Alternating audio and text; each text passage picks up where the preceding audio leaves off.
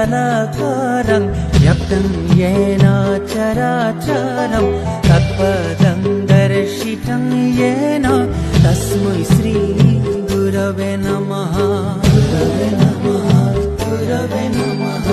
अखण्डमण्डलाकारं व्याप्तं येन चराचरं तत्पदं दर्शितं येन तस्मै श्री गुरवे नमः। गुरवे नमः, गुरवे नमः।